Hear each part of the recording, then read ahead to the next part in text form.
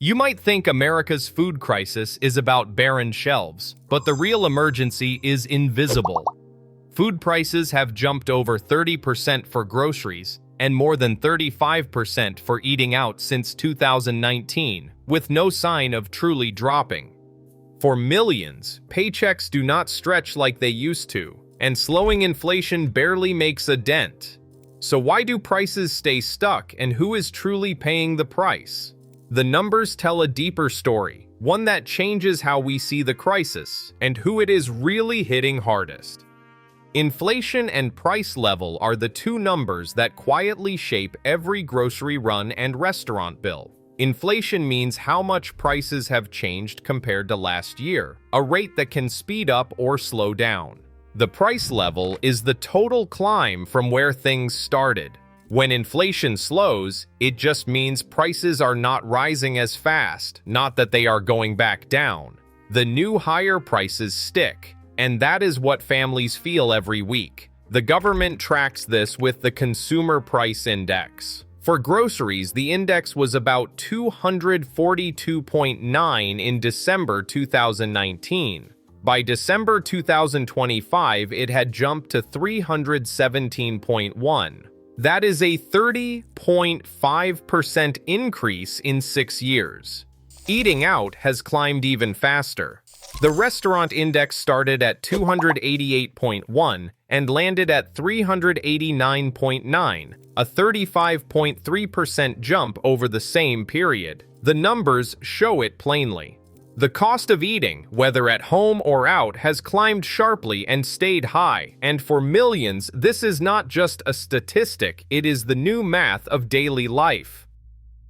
The story of America's food prices since 2020 follows a four-phase arc. In the first phase, the pandemic upended supply chains and shifted demand almost overnight. Processing plants slowed or closed, and families bought more groceries than ever as restaurants shuttered. The next phase, through 2021 and 2022, saw prices accelerate at the fastest pace in decades, as costs for groceries and meals out soared while supply chains struggled and input costs spiked. By 2023 and 2024, price increases began to cool. Supply chains steadied and inflation rates slowed, but the higher prices stuck around. By December 2025, the pace of change had settled. Grocery prices stood 2.4% higher than a year earlier, while eating out cost 4.1% more. That gap matters. As restaurants and prepared foods make up a growing share of food spending, the pressure is landing hardest on households that rely on meals away from home. The crisis now lives not just in the grocery aisle, but in every takeout order and restaurant bill. For families living on the edge, the numbers behind food prices translate into hard choices at the kitchen table.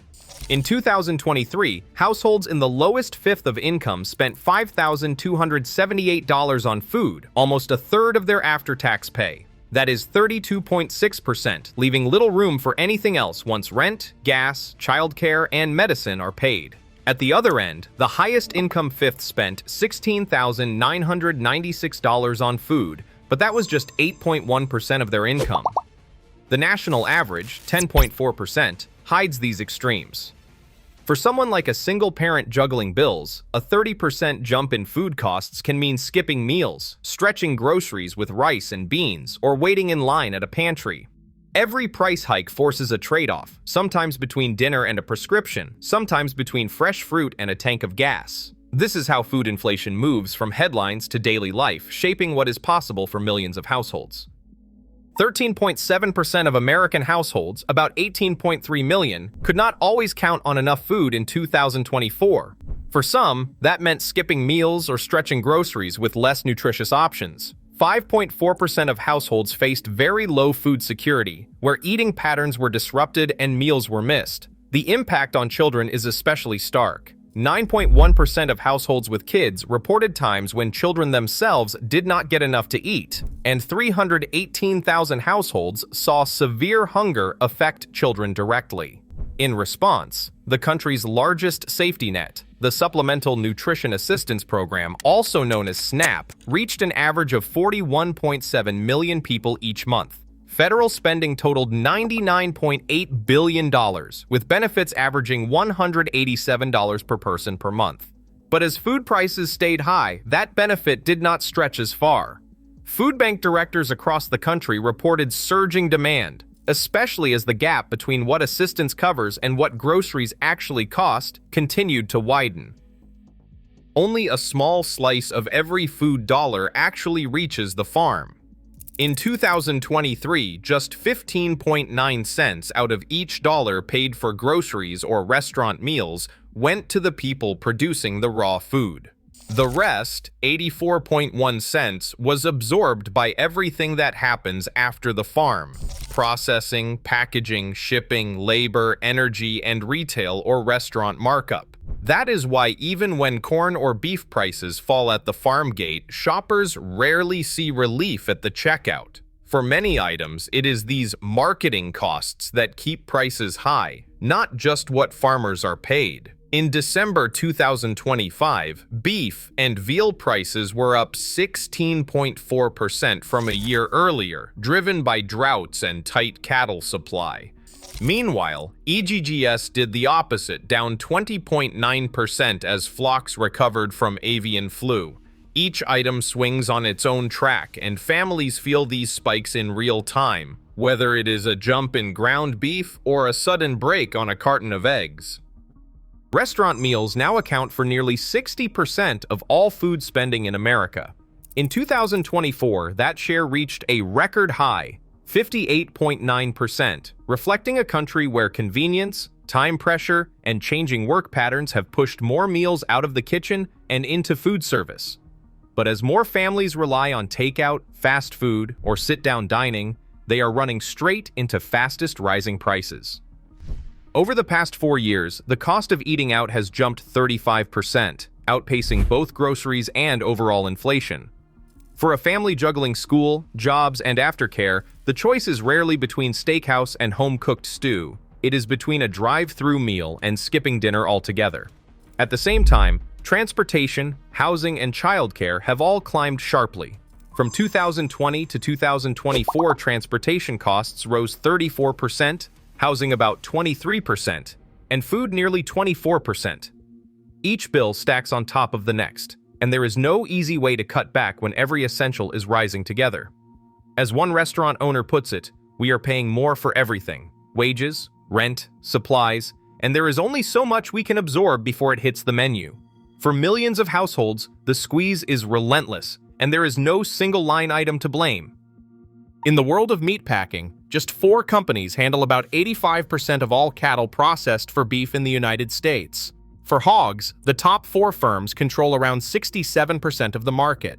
In many farming regions, ranchers face only 2 or 3 buyers when it is time to sell livestock. This level of concentration gives those companies real leverage over both the price paid to farmers and the price charged to retailers. After 2015, USDA data shows the gap between what farmers receive and what wholesalers charge. The farm-to-wholesale spread widened sharply. During periods of strong demand or supply shocks, those spreads can swell, leaving farmers squeezed even as retail prices climb. Some economists argue that big plants can process more efficiently, lowering costs for everyone. But the evidence points to a system where reduced competition can let margins grow, especially during disruptions. Still, concentration alone does not explain every price spike or dip. Droughts, global demand, and disease outbreaks also shape what families pay at the store. The United States Department of Agriculture, January 2026. Food Price Outlook offers a window into what comes next. The headline number is a 3% rise in overall food prices for the year ahead. Groceries, food at home, are expected to climb about 1.7%, while restaurant meals, food away from home, are forecast to rise 4.6%. These are not promises. Every forecast comes with a prediction interval, a range that accounts for the unknowns, including weather, global demand, policy shifts, and supply shocks. That means the actual change could land higher or lower than the center point. An economic research service economist explains it this way: the forecast is an annual average, not a month-to-month guarantee, and the real world rarely fits neatly inside a single number. When headlines announce a precise percentage, the fine print always holds a band of uncertainty. Understanding that range gives anyone the power to look past the noise and see how forecasts really work. Today, more than 18 million American households face food insecurity, even as average prices hold steady at new highs. The gap between paycheck and plate keeps widening for many. As costs shift, the real crisis remains. Will enough Americans be able to afford a healthy meal tomorrow?